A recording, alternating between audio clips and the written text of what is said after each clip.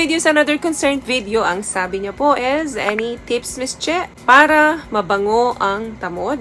Medyo nakarelate kasi ako sa last video mo. Thanks. Hindi pa po nakakapanood ng video ko previously about bakit may mabahong tamod, dito po magpa-flash. Pwede niyo pong balikan yung video na yan. Normal nga ba talaga na may amoy ang tamod ng lalaki? Ammonia, bleach, or chlorine scent is mga normal lang na amoy yan. Meron din namang fishy or yung mga nabubulok na itlog. Ganon ang amoy minsan. Na-discuss ko po yan doon sa aking previous vlog. So, meaning, ang semen po or seminal fluids ay hindi talaga pare-pareho ang amoy. Dahil ang semen po ay kino-contains ng numerous substances na nag-i-influence ng amoy nito. And syempre, yung kanya-kanyang diet natin, kanya-kanyang hygiene natin, and of course, yung sex life natin, ang lahat ng ito ay malaking parte kaya nagbabago-bago ang amoy ng semen ng lalaki. Semen po is about 1% only and sperm and 99%. Dyan po yung other compounds like enzymes, proteins, and minerals. So kung iisipin mo, hindi pala talaga nakakasama ito, no? Kung sakaling matikman. Meron din dyan magnesium,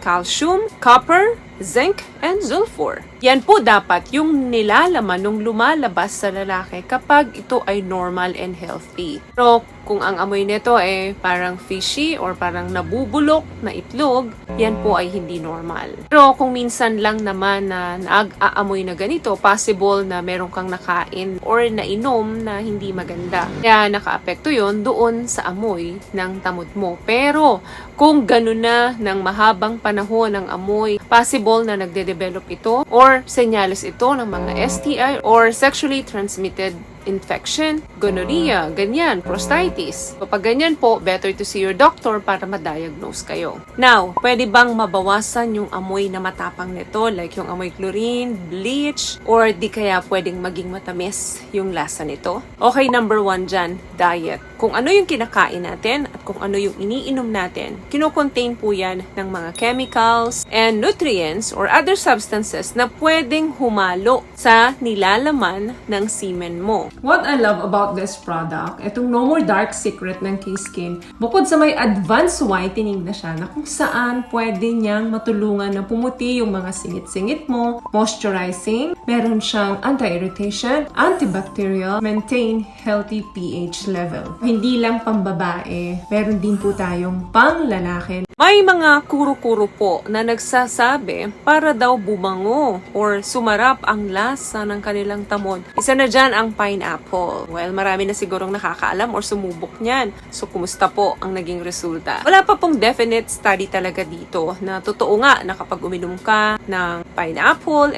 ganun din kasarap yung lalabas sa'yo. Marami na pong nagpatunay na naka-experience na ang pagkain ng mga prutas, example dyan is pineapple, oranges, and hinog na papaya, yan yung mga prutas na nakakabango daw ng amoy ng tamod ng lalaki. So better siguro na subukan dun sa mga hindi pa nakakasubok. Besides, healthy naman ang mga prutas na ito. So bago kayo makipagtalik at plano ninyong ipagmayabang yung amoy ng inyong tamod dun sa mga partner ninyo, better na kumain kayo ng mga nabanggit natin dito. And also may mga vegetables din. May mga nagsasabi din na ang pagkain ng broccoli, celery, wheatgrass ay nakakadagdag din ng mabangong amoy sa semen ng lalaki. Sama na rin natin yung cinnamon. May mga nagsasabi din na mabisang pampabango din daw yan. And of course, kung may pampabango at pangpasarap ng katas ng lalaki, meron ding pagkain or inumin na dapat iwasan para wag naman daw maging lasang mapait or mas maging matapang. Isa na dyan yung caffeine, alak. Nagsasabi rin, cabbage. Marami na rin nagpatunay na ang asparagus daw kapag kinain mo, naapektuhan talaga yung amoy ng tamod ng lalaki. Even yung urine nila, mas nagiging matapang. Yung mga nagsasabi rin, dairy products. So kapag makikipagtali kayo sa mga partner nyo, better na iwasan nyo muna yung mga pagkain na to, wala namang mawawala. Pagkain na nabanggit ko dito ay masusustansya yan. Kaya wag din ninyong alisin sa diet ninyo. Medyo iwasan lang yung mga nabanggit natin na pampapait or pampatapang ng amoy ng tamod ng lalaki. Tag na rin natin, bukod sa diet, yung lifestyle natin, yung hygiene natin. Ugaliing maligo regularly, hugasan yung pinaka-underneath ng foreskin ng penis ninyo. If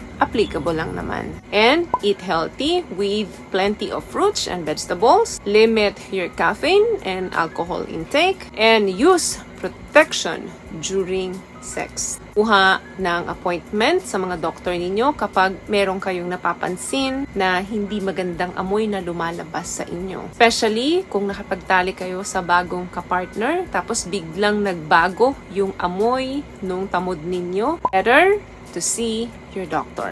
So, yun lamang ang video natin for today. I hope nakapagbigay ako ng tips sa inyo. At kung nagustuhan nyo po ang ating video, please give it a thumbs up, comment down below, and also share this video na rin po sa mga kaibigan na sa tingin nyong matutulungan ng video natin. Once again, palagi po kayong mag-iingat at palagi po kayong manalangin. Thank you guys for watching and see you in our next one. Always love yourself and be a blessing. Bye!